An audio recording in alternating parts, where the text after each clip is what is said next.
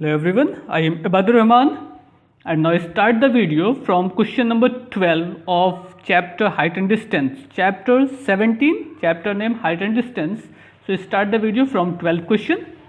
In figure, the angle of elevation of the top P of a vertical tower PQ from a point X is 60 degree. At a point Y, it is 40 meter vertical above X. The angle of elevation is 45 degree. Find the height of the tower PQ. Find the distance XQ. सबसे पहला काम तो इस figure को देख लेते हैं किस किस तरीके से फिगर दिया गया है. तो हम इस फिगर को कहीं ड्रा करते हैं, उसके बाद इस फिगर को कंप्लीट करना होगा according to question. Then we will discuss about the solution of question number 12. So first of all draw the figure. एक बार फिर से क्वेश्चन सुन लीजिए, उसके अकॉर्डिंग हम क्वेश्चन को कंप्लीट करते जाएंगे फिगर को. In figure the angle of elevation of the top of P of A vertical tower PQ, ये टॉवर है PQ, from A point X is 60 degree. Means इस पॉइंट X से इसका एंगल ऑफ एलिवेशन कितने degree का बन रहा है? 60 डिग्री. ये एंगल बन रहा है आपका 60 डिग्री का. एक बात, एट ए पॉइंट Y, अब इस पॉइंट Y से which is 40 metre vertically above X, X के कितने ऊपर है? 40 मीटर है. ये मीन्स ये लेंथ आपकी YX as a 40 metre vertical above the X. The angle of elevation is 45 degree. जबकि इसी पॉइंट से इसका एंगल ऑफ एलिवेशन कितना बन रहा है? 45 डिग्री. तो अब इसको हमको कंप्लीट करना होगा, तब जाके यहाँ पे 45 डिग्री का एंगल बनेगा. ये हो गया. ठीक, ये जो हॉरिजेंटल के साथ बन रहा है ना, तो यहाँ पे हॉरिजेंटल लाने के लिए एक तो पैरेलल लाइन ड्रा करनी होगी. Now find the height of the tower, means find the height of the PQ. देखिए ये 40 है तो ये भी 40 होगा. इसको सपोज कर लेते हैं ये इतनी लेंथ आपकी A है और इस लेंथ को सपोज कर लिया जाता है B. तो आपका ये भी B हो जाएगा ना, बेस एज ए B. ये फिगर आपका कंप्लीट हो गया. तो टोटल हाइट हो जाएगी टॉवर की 40 प्लस A. जैसी हमें ज़रूरत होगी उस हिसाब से हम ले लेंगे. X Y P ये हो गया. यहाँ पे हम कर देते हैं R. ये वाला पॉइंट सपोज कर लीजिए एज ए R है. क्लियर. अब इस क्वेश्चन को सॉल्व करते हैं. सॉल्व कैसे होगा, आइए इसके सोल्यूशन को भी देखते हैं. देखिए सबसे पहला काम तो हमको इस ट्राइंगल का यूज़ करना होगा. यहाँ से A और B के बीच में एक रिलेशन मिल जाएगा.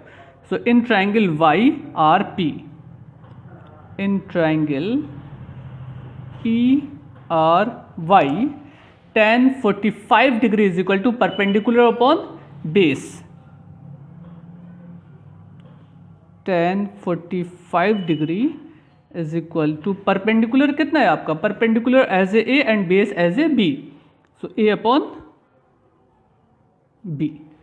tan 45 means 1. मीन्स एक रिलेशन हमको मिल गया A is equal to B as A relation. इससे क्या रिलेशन मिल गया? A is equal to B. इस इक्वेशन को जहां हम चाहेंगे यूज़ कर लेंगे. ये हमारा फर्स्ट रिलेशन हो गया, A is equal to B. Clear.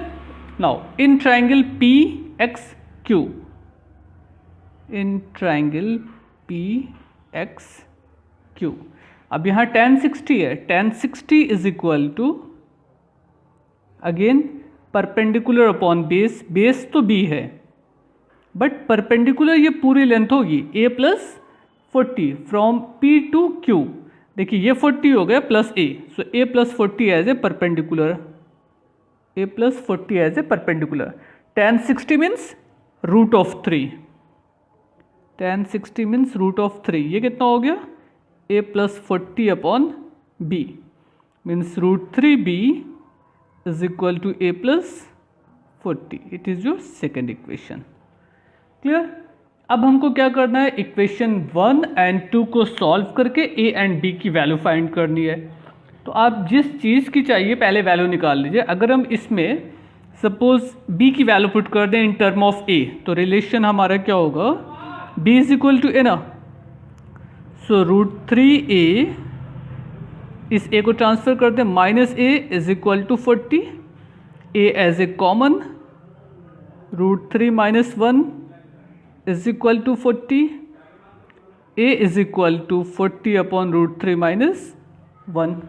अब इसको सॉल्व करने के लिए इसको रेशनलाइज करना होगा. मीन्स रूट 3 प्लस 1 से न्यूमरेटर एंड डिनोमिनेटर में मल्टीप्लाई होगा। तो अपॉन में क्या आ जाएगा 40, ये हो जाएगा आपका √3 प्लस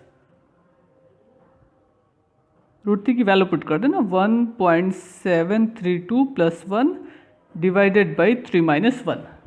ये ज़्यादा इजी है। अब इसको सॉल्व करके हम इसकी वैल्यू निकाल सकते हैं। इसकी वैल्यू क्या हो जाएगी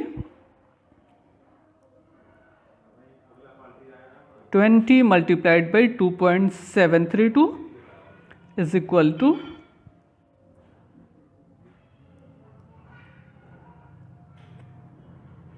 54.64 मीटर। यही वैल्यू ऑफ ए हो जाएगी, यही वैल्यू ऑफ बी हो जाएगी। आपसे पूछा था find the height of the tower. Height of the tower means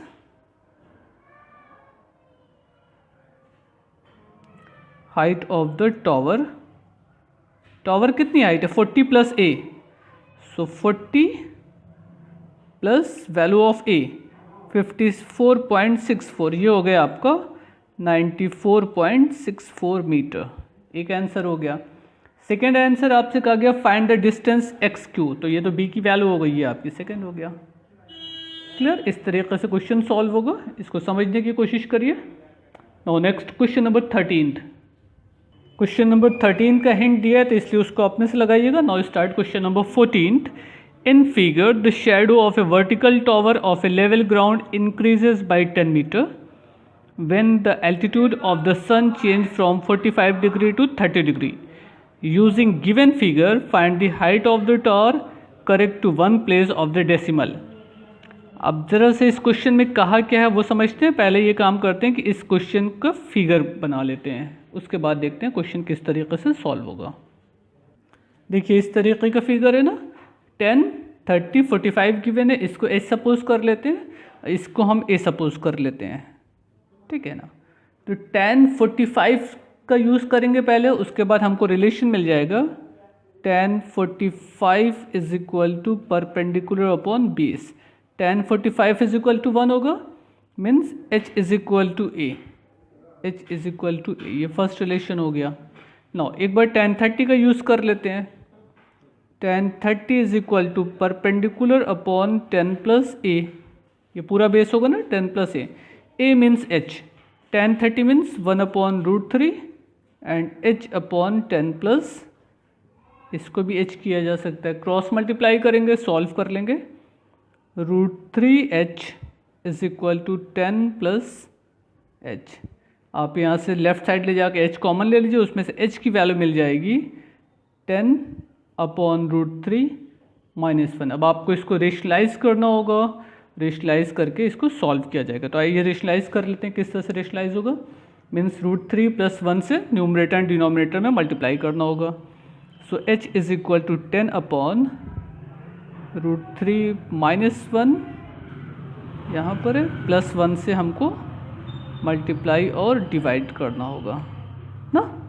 तो ये हो जाएगा आपका 10 in bracket 1.732 plus 1 divided by 3 - 1, ये 2 हो जाएगा, 2 5 ज़ा 10, सो 5 मल्टीप्लाइड बाई 2.732, इसको मल्टीप्लाई कर लीजिए।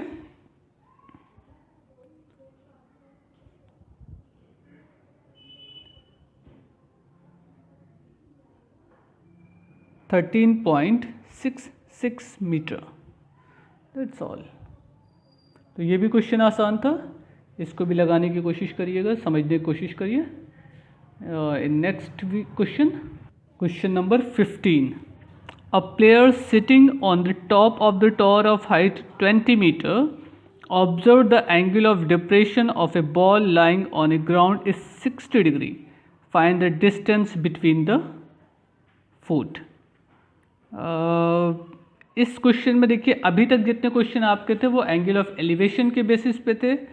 नेक्स्ट जो क्वेश्चन है 15 क्वेश्चन, वो आपका एंगल ऑफ डिप्रेशन के बेसिस पर है।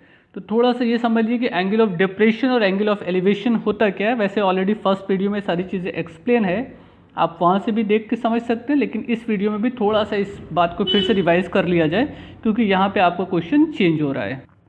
देखिए आपके बुक में ये डायग्राम दिया गया था, इसका सेंस क्या है कि अगर से ऑब्जर्वेशन पॉइंट मीन्स जहाँ से किसी ऑब्जेक्ट को देखा जा रहा है वो पॉइंट नीचे है और जिस चीज़ को देखा जा रहा है वो पॉइंट ऊपर की तरफ है, तो जो यहाँ पे ग्राउंड के साथ हॉरिजेंटल के साथ एंगल बनेगा वो क्या कहलाएगा, एंगल ऑफ एलिवेशन। लेकिन अगर से ऑब्जर्वेशन पॉइंट ऊपर है और नीचे किसी चीज़ को देखा जा रहा है तो वहाँ पे जो एंगल बन रहा होगा हॉरिजेंटल के साथ वो एंगल ऑफ डिप्रेशन कहलाता है। तो एंगल ऑफ एलिवेशन और एंगल ऑफ डिप्रेशन से आपको एक बात ये समझ में आ जाएगी कि ऑब्जर्वेशन पॉइंट कहाँ है, वो नीचे की तरफ है या ऊपर की तरफ है। अब इस क्वेश्चन में क्या कहा गया है, point angle of depression means जहाँ से ऑब्जर्व किया जा रहा है वो पॉइंट ऊपर है और जो ऑब्जेक्ट देखा जा रहा है वो पॉइंट आपका नीचे है ऑब्जर्वेशन पॉइंट से। इसमें देखिएगा, a player sitting on the top of the tower of height 20 metre observe the angle of depression of a ball lying on the ground is 60 degree. Means वो टॉप ऑफ द टॉवर पे है, tower के ऊपर है और वो ground पे किसी बॉल को देखता है जिसका एंगल ऑफ डिप्रेशन 60 डिग्री है। आपसे कहा गया है find the distance between the foot, tower और उस बॉल के, जो टॉवर का फुट और उस बॉल के बीच की डिस्टेंस क्या है ये फाइंड करना है। क्लियर? तो आइए पहले इसको फिगर में कन्वर्ट करते हैं, उसके बाद क्वेश्चन को सॉल्व करते वक्त देखेंगे कि कौन सा ट्रिग्नोमेट्रिकल रेशियो आप यहाँ पे अप्लाई कर सकते हैं। देखिए इस तरीके का क्वेश्चन है कि ऑब्जर्वर यहाँ पर है, जो देख रहा है वो यहाँ पर है और बॉल इस जगह पर है। तो अगर ऊपर से नीचे देखा जा रहा है तो एंगल जो फॉर्म हो रहा होगा वो एंगल कहलाएगा एंगल ऑफ डिप्रेशन। लेकिन वो एंगल कहाँ पर बन रहा होगा, वो एंगल हॉरिजेंटल के साथ बनेगा। ये समझने वाली बात है, यहाँ का एंगल एंगल ऑफ डिप्रेशन कहलाएगा, ये एंगल मत समझ लीजिएगा। तो अगर ये एंगल ऑफ डिप्रेशन है तो ये एंगल होगा तो इसी के इक्वल, बट उसकी पोजीशन अलग है। क्योंकि यहाँ पर एंगल बन रहा है इसलिए इसको एंगल ऑफ डिप्रेशन बोला जा रहा है। एंगल यहाँ पर बनता है नीचे से ऊपर देखते वक्त तो इसको एंगल ऑफ एलिवेशन बोला जाता है। बस इतना ही समझना है। Now height of the tower is 20 metre. आपसे क्या है, find the distance of the foot, ये फाइंड करना है। तो जाहिर सी बात, अगर ये एंगल 60 डिग्री है तो अल्टरनेट एंगल की प्रोसेस से ये एंगल भी आपका 60 डिग्री हो जाएगा। हम tan का यूज़ कर लें, हमको बेस मालूम हो जाएगा। tan 60 is equal to perpendicular upon base, perpendicular upon base. tan 60 means √3 perpendicular upon base, x is equal to 20 upon √3। अब इसको आपको सॉल्व करना है, √3 की वैल्यू पुट करनी है या रेशनलाइज कर दीजिए बेटर है। x is equal to 20 √3 upon 3। इसमें √3 से न्यूमरेटर, √3 से डिनोमिनेटर में मल्टीप्लाई करेंगे तो ये एंड ये मल्टीप्लाई होकर 3 आ जाएगा। बाकी आपका 20 √3 हो जाएगा। आप चाहिए तो √3 की वैल्यू पुट कर दीजिए 1.732, 20 से मल्टीप्लाई करके जो रिजल्ट है उसको डिवाइड कर लीजिए, फाइनली वो आपको रिजल्ट मिल जाएगा। ये आंसर हो गया। इस फॉर्म में छोड़ दीजिए तो भी कोई हरेश नहीं, क्योंकि क्वेश्चन में ऐसा कुछ कहा नहीं है। लेकिन क्वेश्चन में √3 की वैल्यू दी गई थी तो √3 की वैल्यू गिवन है तो उसको रख देना बेटर है। 21.732 डिवाइडेड बाई 3।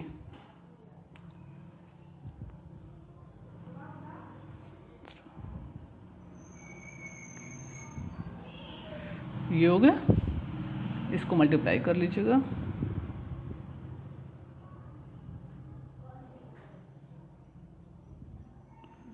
uh, 1.154 मीटर, ये आपका आंसर हो गया। सॉरी एक ज़ीरो भी आएगा ना, तो यहाँ पे आ जाएगा, ये पॉइंट यहाँ पे लगेगा, ये इसको हटा दीजिए, बल्कि ये हो जाएगा 11.54 मीटर। ये बेटर है क्योंकि यहाँ पे ज़ीरो है ना, वो मैंने ध्यान नहीं दिया था। Clear? Now in next video we will start from question number 16. So try to solve all the question. Example are very important. So please practice all the example. In case of any doubt you may write in comments box. Thank you everyone. Goodbye.